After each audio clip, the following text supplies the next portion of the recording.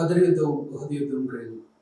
വിശ്വാസികളെ ആക്രമിക്കാനുള്ള മക്കക്കാരുടെ ഖുറൈശി ഗോത്രത്തിന്റെ പ്രത്യേകിച്ചുമുള്ള അവരുടെ ആഗ്രഹം അവസാനിച്ചില്ല. അവർ ഖന്ദഖ് എന്ന പേരിൽ പിന്നീട് അറിയപ്പെടുന്ന അഹ്സാബ് യുദ്ധത്തിനുള്ള ഒരുക്കം കൂട്ടി. അഹ്സാബ് എന്ന് പറയുമ്പോൾ സൈന്യങ്ങൾ എന്നാണ് അർത്ഥം, അല്ലെ?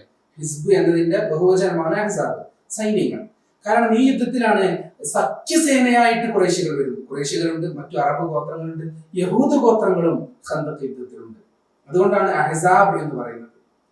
മദീനക്കാരുമായി മദീന കരാർ എന്ന് നമ്മൾ കേട്ടിട്ടുണ്ട്, മദീന ചാർട്ടർ. മുഹമ്മദ് സല്ലല്ലാഹു അലൈഹി വസല്ലം മദീനയിൽ എത്തിയ ശേഷം, പ്രവാചകൻ സല്ലല്ലാഹു അലൈഹി വസല്ലം മദീനയിൽ എത്തിയ ശേഷം അവിടുത്തെ യഹൂദ, ക്രൈസ്തവ, ബഹുദൈവ ആരാധകരായ ഗോത്രങ്ങളുമായി ഒരു കരാറിൽ ഏർപ്പെടുന്നുണ്ട്.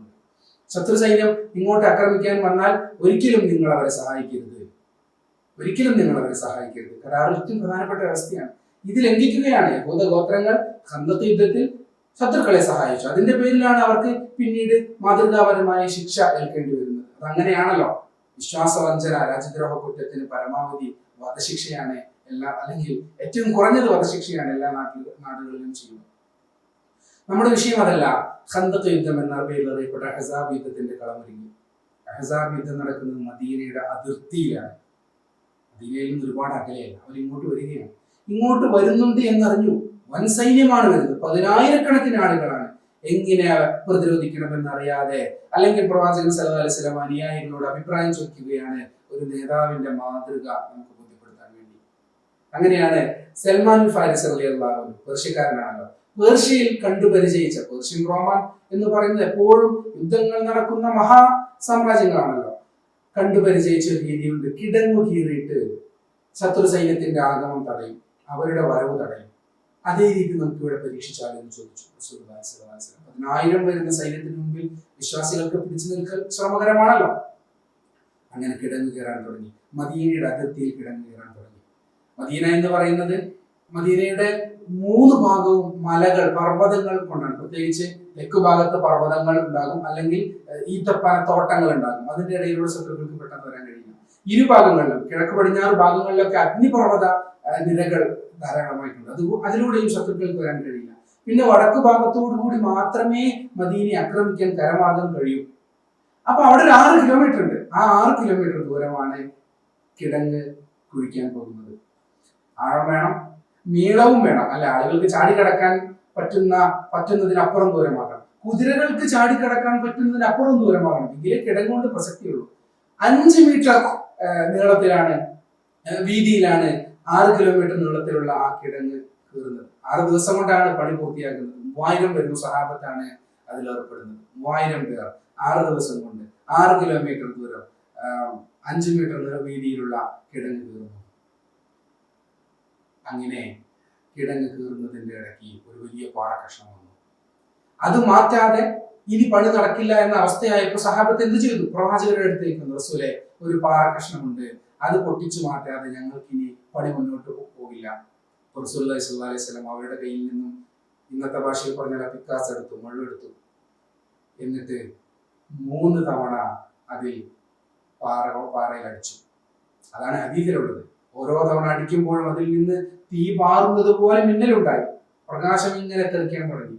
ഈ ഓരോ പ്രകാശം തെറിക്കുമ്പോഴും റസൂലുള്ളാഹി സ്വല്ലല്ലാഹു അലൈഹി വസല്ലം വരാൻ പോകുന്ന വിജയങ്ങളെ കുറിച്ച് അവർ ഓർമ്മപ്പെടുത്തുകയാണ്. കാരണം എന്തുകൊണ്ട്? അവർക്ക് ആത്മവിശ്വാസം നൽകേണ്ട സമയമാണ് അത്. അവർ വിശന്ന് വലഞ്ഞിട്ടാണ്, ഭക്ഷണം എല്ലാവർക്കുള്ള ഭക്ഷണം അങ്ങനെ കൊണ്ടുപോകാൻ പറ്റില്ലല്ലോ, വിശന്ന് വലഞ്ഞിട്ടാണ് ഈ പണി ചെയ്യുന്നത്. വിശന്ന് വലഞ്ഞ് വയറൊട്ടി ശരീരം ഈ മഴ പിടിക്കുമ്പോൾ മുതുക് വളഞ്ഞ് മുൻപിലേക്ക് പോകും. അത് തടയാൻ വേണ്ടി കനം കുറഞ്ഞ വീതി കുറഞ്ഞ നീളമുള്ള പാറക്കല്ല് വയറിൽ വെച്ച് കെട്ടിയിട്ടുണ്ട് അവർ. എന്തിനാണ് വയറിൽ ഇങ്ങനെ കല്ല് വെച്ച് കെട്ടുന്നത്? ഇങ്ങനെ ഒടിഞ്ഞു വീഴാതിരിക്കാൻ വേണ്ടി. അങ്ങനെ റസൂലുള്ളാഹി കിടങ്ങ് കീറുന്ന സമയത്ത് റസൂലുള്ളാഹിന്റെ വയറിൽ 2 കല്ല് വെച്ച് കെട്ടിയത് സഹാബത്ത് കാണുന്നുണ്ട്. റസൂലുള്ളാഹി 1ാമത്തെ അടി അടിച്ചു. ആ സമയത്ത് അതിൽ നിന്നൊരു വെളിച്ചം വന്നു. ആ വന്ന സമയത്ത് റസൂലുള്ളാഹി സ്വല്ലല്ലാഹു അലൈഹി വസല്ലം പറഞ്ഞു, ഈ വെളിച്ചത്തിൽ പേർഷ്യൻ രാജകൊട്ടാരത്തിന്റെ താക്കോലുകൾ എന്റെ കയ്യിൽ ലഭിച്ചിരിക്കുന്നു. എന്റെ സമുദായം അവരെ കീഴടക്കും. പേർഷ്യൻ സാമ്രാജ്യത്തെ എന്റെ സമുദായം കീഴടക്കുക തന്നെ ചെയ്യും എന്ന് റസൂലുള്ളാഹി പറഞ്ഞു സ്വല്ലല്ലാഹു അലൈഹി വസല്ലം. 2ാമത്തെ അടിയടിച്ചു. അപ്പോഴും മിന്നൽ പാറി. അപ്പോൾ പറഞ്ഞു, റോമാ സാമ്രാജ്യത്തെയും എന്റെ സമുദായം കീഴടക്കും. 3ാമത്തെ അടിയടിച്ചു. അപ്പോൾ പറഞ്ഞു യമനും ഇസ്ലാമിന്റെ കീഴിൽ വരും. മൂന്ന് മഹാപ്രവചനങ്ങൾ. കിഴക്ക് ഭാഗത്ത് പേർഷ്യൻ സാമ്രാജ്യം, പടിഞ്ഞാറ് ഭാഗത്ത് റോമൻ സാമ്രാജ്യം, തെക്ക് ഭാഗത്ത് യമൻ. ഈ 3 മഹാസാമ്രാജ്യങ്ങളും ഇസ്ലാമിന്റെ കീഴിൽ വരും എന്ന പ്രവചനം റസൂലുള്ളാഹി നടത്തുന്നത് സല്ലല്ലാഹു അലൈഹി വസല്ലം ഒരു വൻ യുദ്ധത്തിന്റെ തൊട്ടു മുൻപാണ്.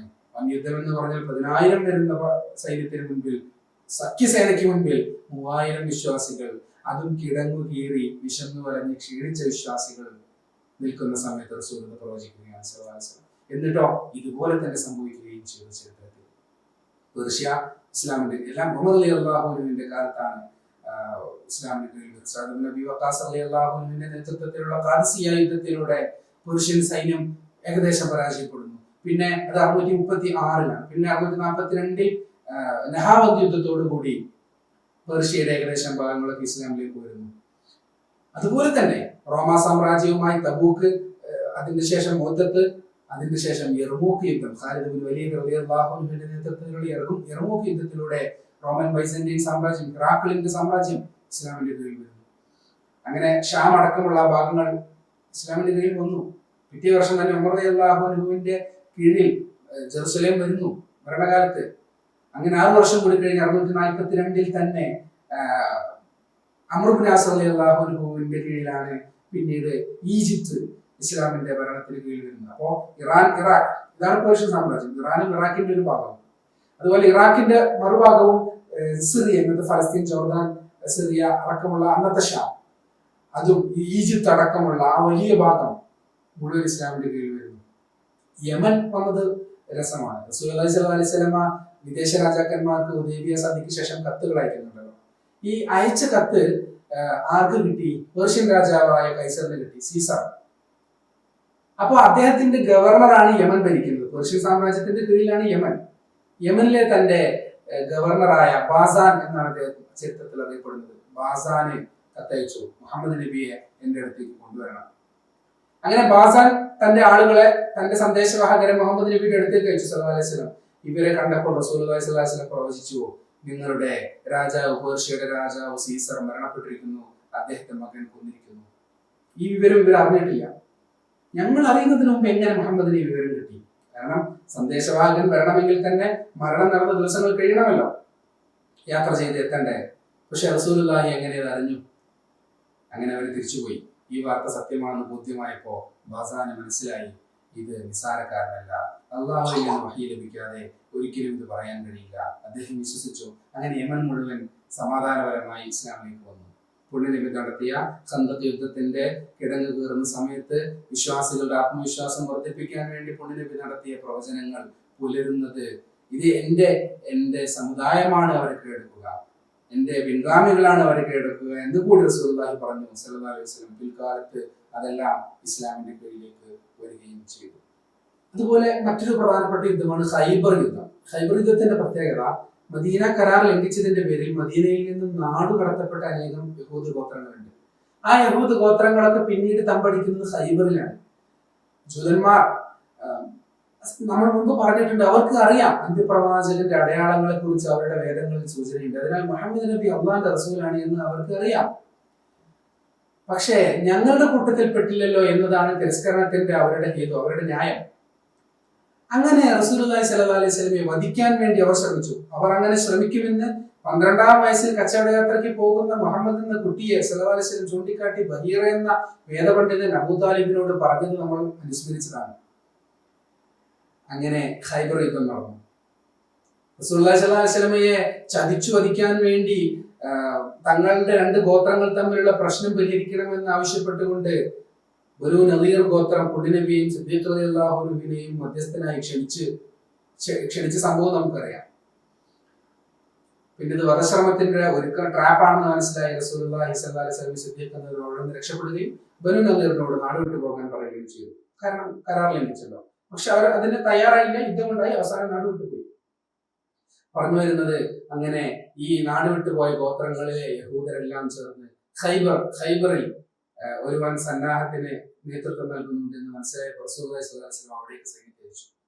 ഇനി സൈന്യത്തിന് ആരാണ് നേതൃത്വം നൽകുക? അതിനെ കുറിച്ചാണ് റസൂലുള്ളാഹി യുദ്ധത്തിന്റെ തൊട്ട് മുൻപ് പറയുന്നത്. റസൂലുള്ളാഹി പറയാണ് സല്ലല്ലാഹു അലൈഹി വസല്ലം, അള്ളാഹു വിജയം നൽകുന്ന ഒരു വ്യക്തിയുടെ കൈകളിൽ നാളെ ഈ പതാക ഞാൻ ഏൽപ്പിക്കും. നാളെ സൈന്യം പുറപ്പെടുകയാണ്, നേതാവിന് ഇതുവരെ തീരുമാനിച്ചിട്ടില്ല. ഞാൻ നാളെ ഒരു വ്യക്തിയുടെ കയ്യിൽ ഏൽപ്പിക്കും. ആ വ്യക്തിയിലൂടെ അള്ളാഹു വിജയം കൊണ്ടുവരും. വരാൻ പോകുന്ന വിജയത്തെ പുണ്യനബി മുൻകൂട്ടി പ്രവചിക്കുകയാണ്. ഇതൊക്കെ എത്ര ധൈര്യം വേണം! ഒരു ദിവസം കഴിഞ്ഞാൽ, അല്ലെങ്കിൽ ദിവസങ്ങൾ കഴിഞ്ഞാൽ ഇതിന്റെ റിസൾട്ട് വരും. 10 വർഷം കഴിഞ്ഞ്, അല്ലെങ്കിൽ 2 നൂറ്റാണ്ട് കഴിഞ്ഞ് സംഭവിക്കുന്ന കാര്യത്തെക്കുറിച്ച് പ്രവചിക്കാൻ ആളുകൾക്ക് പിന്നെയും ധൈര്യം ഉണ്ടാവും. കാരണം കുറച്ച് സമയമുണ്ടല്ലോ. ഇത് ദിവസങ്ങൾ കഴിഞ്ഞാൽ ഇതിന്റെ റിസൾട്ട് വരും. വ്യാജ പ്രവചനത്തിന്റെ സാധ്യതയെ ഒരിക്കുന്നില്ല. പുണ്യനബി പറഞ്ഞു, ഖൈബറിൽ നമ്മൾ വിജയിക്കും. ആ വിജയം കൊണ്ടുവരാൻ പ്രാപ്തനായ ഒരാളെ ഞാൻ ഈ കൊടിയേൽപ്പിക്കും. അങ്ങനെ പിറ്റേ ദിവസം അലി റളിയല്ലാഹു അൻഹുവിന്റെ കൈകളിലാണ് പുണ്യനബി സല്ലല്ലാഹു അലൈഹി വസല്ലം ആ കൊടിയേൽപ്പിക്കുന്നത്. അലി റളിയല്ലാഹു അൻഹു ആ സമയത്ത് കണ്ണിൽ അസുഖം വരികയാണ്. കണ്ണിൽ അസുഖമുള്ള ഒരാളെ സൈന്യത്തിന്റെ നായകനാക്കുന്നത് സങ്കടമല്ല. അതുകൊണ്ട് റസൂലുള്ളാഹി സ്വല്ലല്ലാഹു അലൈഹി വസല്ലം തന്റെ ഊന്നിയർ പുരട്ടുകയും ദുആ ചെയ്യുകയും ചെയ്ത് അലി റളിയല്ലാഹു അൻഹുവിന്റെ അസുഖം മാറ്റി. എന്നിട്ട് സൈന്യത്തിന്റെ നേതൃത്വ പദവി ഏൽപ്പിച്ചു. ആ സൈന്യം പോയി ഖൈബർ കീഴടക്കി. ഖൈബർ കീഴടക്കിയ സമയത്ത് റസൂലുള്ളാഹി സ്വല്ലല്ലാഹു അലൈഹി വസല്ലമക്ക് ഒരു സൈനബ് എന്ന് പറയുന്ന ഒരു സ്ത്രീ, അവരുടെ മുഴുവൻ പേര് സൈനബ് ബിൻത് ഹാരിസ് എന്ന് പറയുന്ന സ്ത്രീ ആട്ടിറച്ചി കൊണ്ടുവന്നു. ആട്ടിറച്ചി റസൂലുള്ളാഹിക്ക് സമ്മാനമായി നൽകിയാൽ, ഹദിയായി നൽകിയാൽ അത് സ്വീകരിക്കും. ഇതാണല്ലോ പ്രവാചകരുടെ ഒരു ഗുണം. ദാനമായി നൽകിയാൽ അത് തിരസ്കരിക്കുകയും ചെയ്യും. തിരസ്കരിക്കുക മീൻസ് അവരത് ഉപയോഗിക്കില്ല, മറ്റുള്ളവർക്ക് കൊടുക്കും. സൽമാൻ ഫാരിസിയുടെ റളിയല്ലാഹു അൻഹു സത്യാന്വേഷണ സഭയെ വിശദീകരിച്ചെടുത്ത് നാം അത് ഓർത്തു. അങ്ങനെ റസൂലുള്ളാഹിക്ക് ആട്ടിറച്ചി സമ്മാനിച്ചു. റസൂലുള്ളാഹി അതെടുത്തു നാവിൽ വെച്ചപ്പോഴേക്കും ഈ മാംസം റസൂലുള്ളാഹിയോട് പറഞ്ഞു, സല്ലല്ലാഹു അലൈഹി വസല്ലം വിഷം ചേർത്തിട്ടുണ്ട്. എങ്ങനെയാണ് ഇത് സംഭവിക്കുന്നത്? ഇത് അന്ത്യപ്രവാചകരല്ലെങ്കിൽ എങ്ങനെയാണ് ഈ മാംസം ഇതിൽ വിഷം ചേർത്തിട്ടുണ്ട് എന്ന് പറയുക? ഇത് റസൂൽ വെറുതെ പറഞ്ഞതാണോ? വെറുതെ പറഞ്ഞതല്ല. ആ മാംസം കഴിച്ച ബിശ്ർ റളിയല്ലാഹു അൻഹു, ബിശ്ർ ബിൻ ബറാഅ റളിയല്ലാഹു അൻഹു തന്മൂലം മരണപ്പെടുകയും ചെയ്തു. ദാരുണമായ മരണം സംഭവിച്ചു. റസൂൽ പറയുന്നത് വളരെ കൃത്യമാണ്. റസൂൽ പറഞ്ഞു, ഈ മാംസം എന്നോട് പറയുന്നുണ്ട് ഇതിൽ വിഷം ചേർത്തിട്ടുണ്ട് എന്ന്. അതുകൊണ്ട് നാവിൽ നിന്ന് ഞാനിത് പുറത്തെടുക്കുന്നു. എന്നാൽ ബിശ്ർ ബിൻ ബറാഅ റളിയല്ലാഹു അൻഹു ആകട്ടെ കുറച്ചു കഴിഞ്ഞ് ആ വിഷത്തിന്റെ പേരിൽ മരണപ്പെടുകയും ചെയ്തു. നബി സല്ലല്ലാഹു അലൈഹി വസല്ലമക്ക് അല്ലാഹുവിൽ നിന്ന് വഹി ലഭിക്കുന്നുണ്ട് എന്നതിന് ഇതിൽ പരം തെളിവിന്റെ ആവശ്യമില്ലല്ലോ. അങ്ങനെ ആ സ്ത്രീയോട് ചോദിക്കുന്നുണ്ട്, ആ യഹൂദ അവരുടെ പ്രതിനിധിയാണ്, എന്തിനാണ് നിങ്ങൾ വിഷം കലർത്തിയത്? നിങ്ങൾ സത്യം പറയാം, നിങ്ങൾ വിഷം കലർത്തിയിട്ടുണ്ടെന്ന് എനിക്ക് മനസ്സിലായി. എന്തിനാണ് കലർത്തിയത്? അപ്പൊ അവർ പറഞ്ഞു, അങ്ങയെ പരീക്ഷിക്കാനാണ്. യഥാർത്ഥ നബിയാണെങ്കിൽ അങ്ങേക്ക് ആ വിഷം തിരിച്ചറിയാൻ കഴിയും. അങ്ങ് തിരിച്ചറിഞ്ഞു, അതിന്റെ അർത്ഥം യഥാർത്ഥ നബിയാണ്, അതുകൊണ്ട് ഞങ്ങൾ വിശ്വസിക്കുന്നു എന്ന് അവർ പറഞ്ഞിട്ടില്ല. കാരണം അവർക്ക് അറിയാം ഇത് അല്ലാഹുവിന്റെ റസൂലാണ് എന്ന്. അറിഞ്ഞിട്ടും നിഷേധിക്കുകയാണ് അവർ ചെയ്തത്. അതുകൊണ്ടാണ് പുതിയ സത്യനിഷേധികളായ അവർ മാറിയത്. അവരുടെ ഈ ചതിപ്രയോഗത്തിലൂടെ അല്ലെങ്കിൽ ഈ പരീക്ഷണത്തിലൂടെ ഒരു സഹാബിയുടെ ജീവൻ അപഹരിക്കപ്പെട്ടിട്ടുണ്ട്. അതുകൊണ്ട് വധശിക്ഷയാണ്, ഒരു എന്താ പറയുക, കൊലപാതക കുറ്റമാണ് അവരിലുള്ളത്. അതിന്റെ ശിക്ഷ അവർക്ക് ലഭിക്കുകയും ചെയ്തു. അങ്ങനെ ഈ ഖൈബർ യുദ്ധവുമായി ബന്ധപ്പെട്ട് റസൂലുള്ളാഹി സ്വല്ലല്ലാഹു അലൈഹി വസല്ലം നടത്തിയ 2 പ്രവചനങ്ങളാണ് സൂചിപ്പിച്ചത്. ഒന്ന്, അലി റളിയല്ലാഹു അൻഹുവിന് പതാക കൈമാറുന്നതിന്റെ തലേ ദിവസം പറഞ്ഞു, നാളെ ഞാൻ ഈ പതാക കൈമാറുക അള്ളാഹുവിൽ നിന്ന് വിജയം കൊണ്ടുവരാൻ കഴിയുന്ന ഒരു വ്യക്തിക്കായിരിക്കും. ഖൈബറിൽ നാം വിജയിക്കും എന്ന സൂചന അവിടെ നൽകി. ഖൈബറിന്റെ യുദ്ധശേഷം വിഷം കലർത്തിയ മാംസം റസൂലുള്ളാഹിക്ക് ഭക്ഷിപ്പിക്കാൻ കൊടുത്ത സ്ത്രീയുടെ കുതന്ത്രം തങ്ങൾ തിരിച്ചറിഞ്ഞു. ഇതും അവിടുത്തെ പ്രവാചകത്വത്തെ സ്ഥാപിക്കുന്ന പല തെളിവുകളിൽപ്പെട്ട വളരെ ശക്തമായ ഒന്നാണ് എന്ന് നമുക്ക് മനസ്സിലാക്കാം.